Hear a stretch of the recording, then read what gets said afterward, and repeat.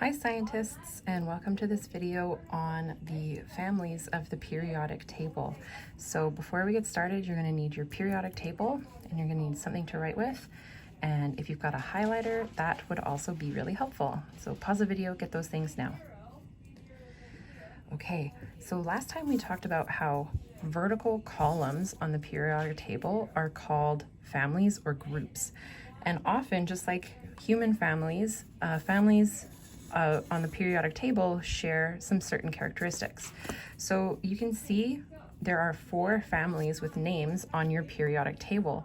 We're going to go over some of the characteristics of these 4 families. So let's start on the left-hand side with the alkali metals. Alkali metals are group 1. See the one at the top? Group 1.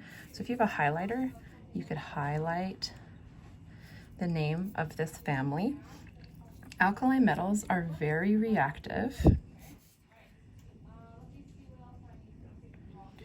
And the reactivity increases as you go down the group. So francium is the most reactive and lithium is the least reactive. So what I'm going to get you to do is turn your periodic table and write most reactive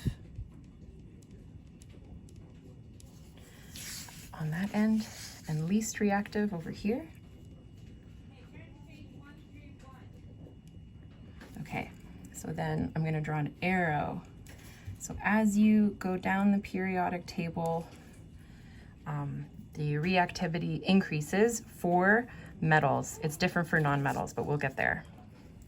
Alkali metals also, so they react with oxygen and water really violently. So we're going to write very reactive with, I like to do a W with a slash for with. So oxygen and water, H2O. They have a low melting point.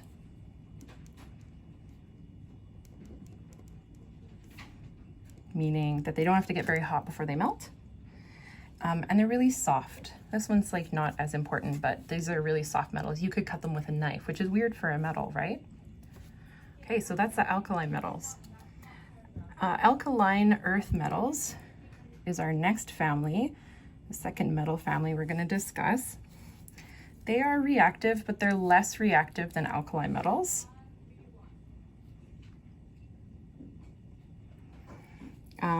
But they will burn with air if you heat them up.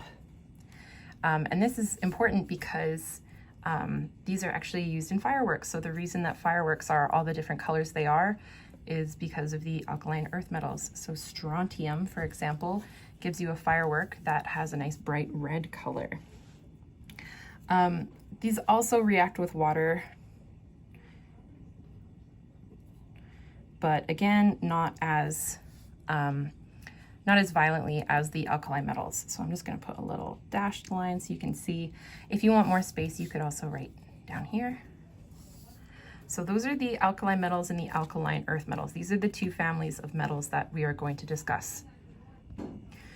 So let's go over to the non-metals. There's 2 families marked here, the halogens and the noble gases. So let's talk about halogens first. So halogens are highly reactive. They're non-metals, of course. We can see astatine is a metalloid, but astatine's a little bit special. It's actually so rare that not enough of it has ever been collected to determine its physical properties. So the halogens, like I said, they're highly reactive. But this follows a different pattern than the metals. So on this side, the non-metal side of the periodic table, the most reactive element is fluorine. The least reactive one is iodine. So on this side, we're going to write most reactive. Oh, sorry. And put fluorine in brackets because actually the noble gases here are not reactive at all, but we're going to talk about that in a sec. So most reactive is fluorine and least reactive is astatine. So we're going to draw an arrow down. Okay, I'm gonna put AT, or iodine is the non-metal one that's the least reactive. So that's for halogens.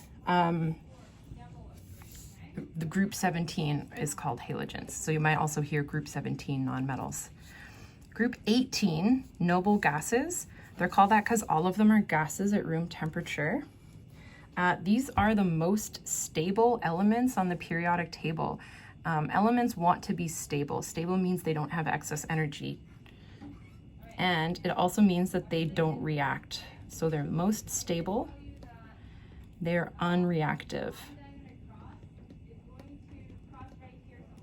Okay, zoom in on that. Unreactive. So this means that no matter what you mix the noble gases with, they're not going to react. Another word for this is inert, I-N-E-R-T, which means like not moving, not reacting. Okay, that's the noble gases. So our 4 important families are group 1, alkali metals, group 2, alkaline earth metals, group 17, halogens, and group 18, noble gases. I hope that is clear, and if you have any questions, you're welcome to ask me on Teams or in class. Thanks for watching.